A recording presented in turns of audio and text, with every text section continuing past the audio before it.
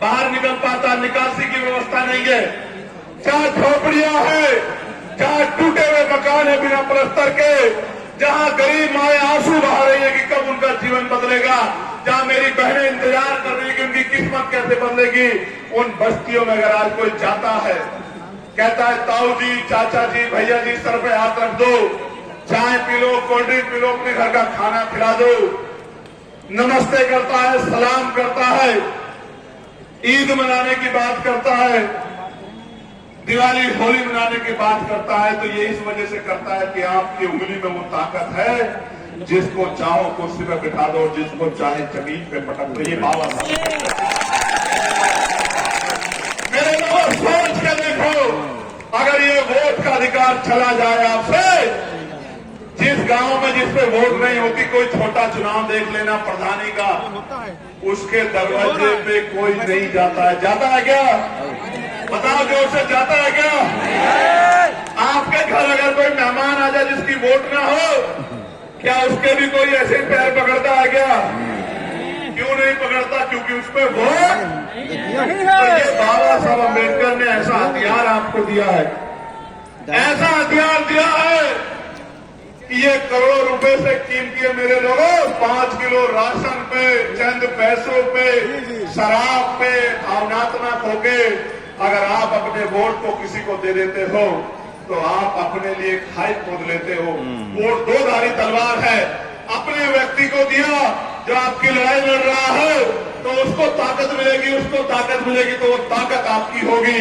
और गलती से कहीं किसी की बातों में आके किसी गलत आदमी को दे दिया, उसको ताकत मिलेगी, उसको ताकत मिलेगी, तो आपके बच्चों की शिक्षा, चिकित्सा, रोजगार को खत्म करके आपको अपंग बना देगा। मेरी बात को आप आज धर्म के नाम पे वोट दे रहे हो, धर्म के नाम पे बेवकूफ बन रहे हो, जो धर्म के ठेकेदार चुनाव में आके आपको कहते हैं हमें वोट दे दो, 5 साल चुनाव के बाद आपकी बस्तियों में आते हैं कि ईमानदार से अपना हाथ उठा के बताओ, आते हैं क्या चुनाव के बाद? चुनाव के बाद आते हैं क्या? जब आपको अपने बच्चे के लिए फीस की जरूरत होती है, कपड़े की जरूरत होती है, इलाज के लिए पैसों की जरूरत होती है, बेटी की शादी के लिए पैसों की जरूरत होती है, जब आपको घर बनाने के लिए पैसों की जरूरत होती है, तमाम जरूरतें होती है, कोई आता है क्या नेता आपके घर? बताओ मेरी माँ बहनों, मेरे भाइयों, आता है क्या? क्यों नहीं आता? वो सुना है ना आपने कि मतलब निकल गया तो पहचानते नहीं। जब मतलब निकल जाता है, जब आप वोट उनको दे देते हो, फिर हम आपके हैं कौन?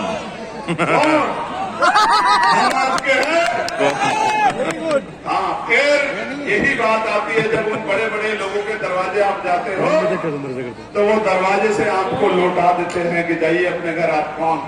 हम आपको नहीं जानते। इसलिए बाबा साहब ने तो वोट आपको इसलिए, जिनकी सोच ये थी कि जिनको सदियों तक कुर्सी में बैठने नहीं दिया गया, जिनके फैसले लंबे समय दूसरे लोगों ने किए, जिनको उनके अधिकार नहीं मिले, उन शोषितों, वंचितों को भी इस वोट के द्वारा राजकाज करने का मौका मिलेगा। आप महसूस करके देखो वोट की ताकत। आज वही चंद्रशेखर है जिसको अपमानित करते हुए पुलिस पकड़ के जेल में डाल देती थी, आज आपके वोट की ताकत से, नगीना के लोगों के आशीर्वाद की वजह से लोकसभा में खड़ा होकर आपके हाथों के लिए ये वोट की ताकत है मेरे लोगों। जो कल तक आंखों से घुर्राते थे, आज सम्मान से सल्यूट मारते हैं। ये आपकी वोट की ताकत। और अभी तो ये ताकत कम है मेरे साथियों। एक मौका उत्तर प्रदेश में आने दो, मेरी बात को आप याद रखना। एक मौका उत्तर प्रदेश में, मुझे सल्यूट मारे ना मारे, लेकिन हर एक गरीब को सल्यूट मारने का काम करेंगे। और जो आपको सताए उसका नाम संगठन को लिख के दे देना, उसका विशेष ख्याल रखेंगे। मेरी बात को प्यारे साथियों, मैं फिर कह रहा हूं, ये समय की बात है। 9 महीने का समय बाकी है। हो सकता है 9 महीने बाद ये नौजवान, ये सैलाब संकल्प लेके अगर काम कर लेगा तो हो सकता है हालात बदल जाएंगे। और जिनको आज परमिशन नहीं मिल रही, उनकी परमिशन, उनकी सभा की व्यवस्था डीएमएसएसपी आपके कराया करेंगे। अरे साथियों, बाबा साहब का लक्ष्य था कि हम, जो मैंने पहले कहा कि हमारे दुखों को हमारे सिवा कोई नहीं मिटा सकता। आपके जीवन में जो गरीबी है, बेबसी है, लाचारी है, जमीन नहीं है, घर नहीं है, शिक्षा नहीं है, रोजगार नहीं है, तमाम परेशानियां हैं, बाबा साहब कहते हैं कि इनकी अपनी समस्या को आप वोट की ताकत से मिटा सकते हैं। और मान्यवर काशीराम साहब तो और बड़ी बात कहते हैं, वो ये कहते हैं जिनका राजकाज होता है, उनकी बहन बेटियों के साथ अन्याय अत्याचार नहीं होता, उनको मूछे रखने पर उनकी हत्याएं नहीं होती, उनकी घोड़ियां नहीं रोके जाती, उनके साथ जुल्म जाती नहीं होती, उनको किसी के आगे हाथ नहीं फैलाना पड़ता। इसलिए मैं आपको कहना आया हूं, संघर्ष करने के लिए तैयार होना पड़ेगा। तैयार हो या नहीं तैयार हो, बताओ। मैं आवाज को मारिए, जोर से बताओ। ये सरकार कितनी हितैषी है आपकी जानना चाहते हो? जानना चाहते हो नहीं जानना चाहते हो, बताओ। ये सरकार इतनी हितैषी है कि बाबा साहब अम्बेडकर जी की जयंती 14 अप्रैल को आ रही है। आप अपने एसडीएम डीएम के पास जाना, थाने में जाना, इंस्पेक्टर साहब कहना कि साहब हम बाबा साहब की जयंती मनाना चाहते हैं। बाबा साहब जिन्होंने देश को संविधान दिया, बाबा साहब जिन्होंने गूंगों को जबान दी, बाबा साहब जिन्होंने कमजोरों को कुर्सी दी, लड़ने के लिए लोकतंत्र दिया, आगे बढ़ने के लिए संविधान में अधिकार दिए, अवसर दिए, उन बाबा साहब की जिनको आप भी मानते हो, देश के प्रधानमंत्री मानते हैं, होम मिनिस्टर भी कहते हैं मानता हूं, मुख्यमंत्री भी शीश झुकाते हैं, उन बाबा साहब की जयंती को मनाना चाहते हैं। मैंने आज ही पत्र लिखा क्योंकि मेरे पास 5000 से ज्यादा एप्लीकेशन आई कि भैया हमारे यहाँ परमिशन नहीं दे रहे हैं, हमारे यहाँ परमिशन नहीं दे रहे हैं। और ये आज से नहीं हो रहा है, इनसे पिछली 12 से 17 की सरकार में भी यही हाल था। जो आज कह रहे हैं कि भाई हम तो कमजोरों की राजनीति कर रहे हैं, जिन्होंने मान्यवर काशीराम साहब के नाम पे बिना मेडिकल कॉलेज का नाम बदल दिया, मान्यवर काशीराम साहब की जयंती में जो छुट्टी थी वो छुट्टी कैंसिल कर दी, प्रमोशन में रिजर्वेशन का बिल फड़वा के कमजोर वर्गों के अधिकारी कर्मचारियों को खून के आंसू रुलाए। वो पार्टी भी कह रही है कि हम भी महापुरुषों का सम्मान करते हैं। प्यारे साथियों, तो परमिशन के लिए जाओगे तो आपको खुद ही पता लग जाएगा कि ये सरकार बाबा साहब अम्बेडकर का और आपकी भावनाओं का कितना सम्मान करती है। इसलिए मैं आपसे कह रहा हूं, पर बाबा साहब की बात तो छोड़ो, अपनी बात तो छोड़ो, इनकी पार्टी में 2 दलित समाज के मंत्री हैं कैबिनेट के। एक ने कुछ दिन पहले कहा आगरा में कि साहब मैं 45 मिनट से बैठी हूं, कोई अधिकारी नहीं आया, कोई प्रोटोकॉल का पालन ही नहीं हो रहा है। और दूसरे अभी आए थे एक और जगह पर और 45 मिनट तक कन्नौज में बैठे रहे और जिलाधिकारी दफ्तर में एसी की हवा लेते रहे और अपमानित होकर चले गए, तो फिर मजबूरी में फोन करने का दिखावा करते रहे। इस सरकार में दलित मंत्रियों की ये हालात है। जब इनकी सरकार में इनके मंत्रियों की इज्जत नहीं है तो आपकी क्या होगी, आप खुद ही समझ कर देखें। और आगे बढ़ाता हूं, अभी आप तक नई बात पहुंची होगी। इनके एक मंत्री तो रोने लगे, बोले साहब हमारी बहन बेटियों पर अन्याय अत्याचार हो रहा, सच हो रहा, मैं भी मानता हूं, लेकिन आप कुर्सी में बैठ के क्या कर रहे हैं, निकम्मापन क्यों दिखा रहे हैं? इस्तीफा दीजिए, लात मारे सरकार को। अगर आपके मंत्री हैं और अगर मंत्री रहते बहन बेटियों के पर अन्याय अत्याचार हो रहा है तो आप क्यों बैठे हैं कुर्सी पे? आपको कुर्सी को लात मारनी चाहिए। इनकी तो आपकी जगह हम होते तो लाठी नहीं मारते, उस कुर्सी पे पेट्रोल डाल के उस कुर्सी को जला देते जिस कुर्सी को रो रहे कि साहब अन्याय हो रहा है। अन्याय करने वाले कौन है?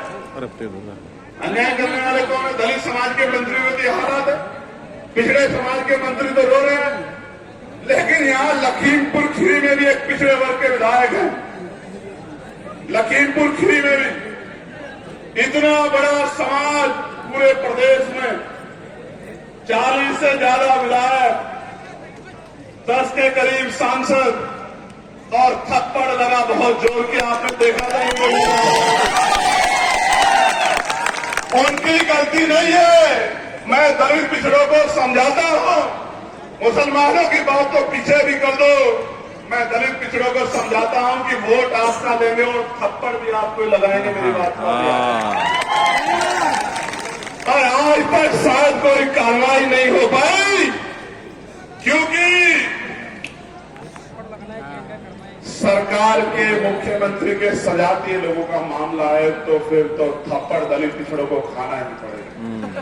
वोट आपकी लेते हैं, वोट आपकी लेते हैं दलित पिछड़ों की, सरकार अपनी बनाते हैं और उस सरकार में आपके मंत्रियों को और आपके विधायकों को थप्पड़ मार मार के गाल सुझा देने का काम करते। ये है ये सरकार, जिस सरकार को आप कमजोर वर्गों की सरकार इनके कहे पे मानने लग जाते। प्यारे साथियों, इसलिए कह रहा हूं, मुझसे कई लोग कहते हैं कि चंद्रशेखर भाई आप डरते नहीं हो, ये आपकी हत्या कर देंगे, ये आपको साजिश करके झूठा मुकदमा लगा के जेल में डाल देंगे। कई लोग कहते हैं आप रात को आपको फोन करते हैं, आप जागे हुए मिलते हो, सोते क्यों नहीं हो। मैं आज आपको एक सच बता देना चाहता हूं, सुनना चाहते हो? जोर से बताओ, सुनना चाहते हो? हाँ सुनो फिर। मैं जब सोता हूं तो 4 से 5 महापुरुष मेरे सपने में आते हैं। जैसे ही मैं सोता हूं, कभी कोई से कभी कोई से, एक गए आंख लगी दूसरे आ गए, कभी राष्ट्रपिता ज्योतिबा फूले आते हैं, कभी साहू जी महाराज आते हैं, फिर बाबा साहब अम्बेडकर आते हैं, फिर मान्यवर काशीराम आते हैं, फिर महामना राम सुब्बा आते हैं और बार बार मुझसे कहते हैं कि जब यहां कमजोर वर्गों के लोग खून के आंसू रो रहे हैं, उनकी बहन बेटियों पर जुन जाति अत्याचार हो रहे हैं, उनका नौजवान तबका बेरोजगारी के मार सह रहा है, थाने कचहरियों में उनकी सुनवाई नहीं हो रही है, तो तुझे कैसे नींद आ जाती है? तू क्यों सो रहा है? तो फिर मैं उठकर बैठ जाता हूं। मेरे परिवार के लोग पूछते हैं क्या हो गया है, क्यों ऐसे अचानक उठे हो? तो मैं उनको एक ही बात कहता हूं कि अभी महापुरुषों का काम अधूरा है, उनके सपने अधूरे हैं, अभी सोने का नहीं जागने का समय मेरे लोगों। मैं आपको भी कह रहा हूं, वो बार बार मुझे जगाते हैं, मेरे कपड़े खींचते हैं, मुझसे पूछते हैं कि क्यों नहीं कमजोरों को इनका अधिकार दिला पा रहे। मैं हमने लोकतंत्र दे दिया, हमने संविधान दे दिया, हमने अधिकार दे दिए, संगठन बनाना सिखा दिया, लोगों को भाईचारा बनाना सिखा दिया, गरीबों की जोड़ के ताकत बनानी सिखा दी। फिर ऐसी क्या बात है कि आप लोग इस राजकाज को बना के इन गरीबों को इनके अधिकार नहीं दिला पा रहे? तो फिर मैं सोचता हूं कि बात तो उनकी सही। मैं आपको भी पूछना चाहता हूं, क्या कोई कमी बाकी है अब हमारे संघर्ष में? आप बताओ, कोई ऐसी कमी जिसके बाद जिसको पूरा करना बाकी हो, जिसके बाद आप कमर कस लो? और जिस तरह 8 घंटे पेट पालने के लिए संघर्ष करते हो, तो 1 घंटा अगर आप दिन का निकाल के भाईचारा बनाने के लिए लोगों को जगाने का काम करते हो, मैं गारंटी से कहता हूं कि 2027 में ही बदलाव हो जाएगा और नीले पटके वाला आजाद समाज पार्टी का कोई ना कोई कार्यकर्ता 5 कालिदास मार्ग में बैठेगा। मेरी बात को आप याद 5 कालिदास मार्ग में किसी किसान, कमजोर, दलित, पिछड़े, जाति के आधार पे नहीं, विचार के आधार पे।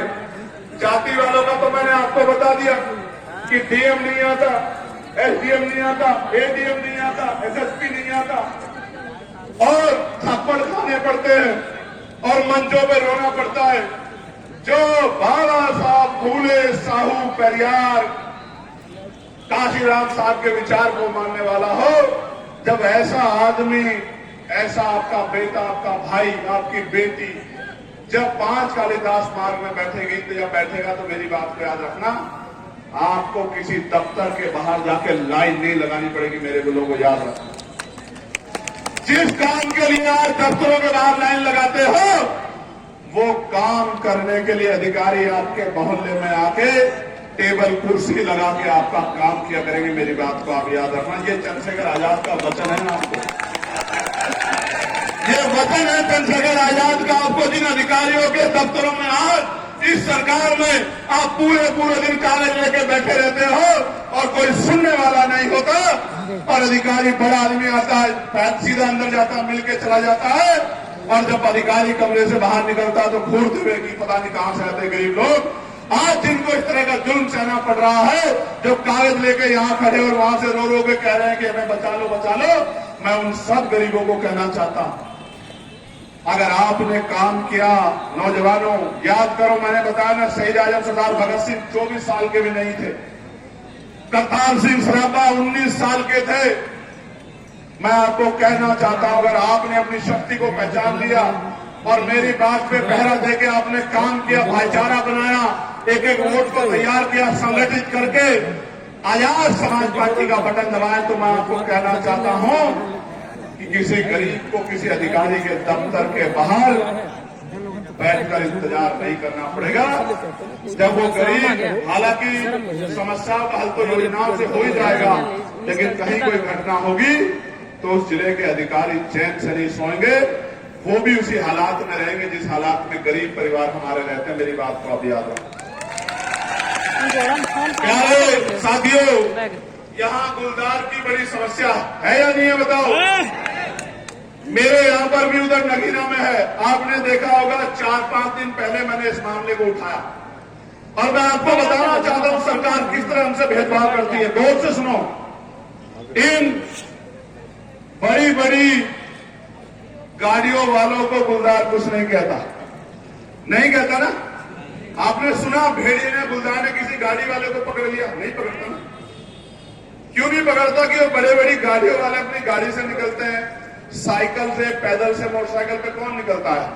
आपके मेरे परिवार का व्यक्ति, किसान मजदूर निकलता है ना, उनके बच्चे बच्चियां। तो जब ये निकलते हैं तो गुलदार इनको उठा ले जाता है, इनको मार देता है। आपको जानकर अचरज होगा, महाराष्ट्र में अगर कहीं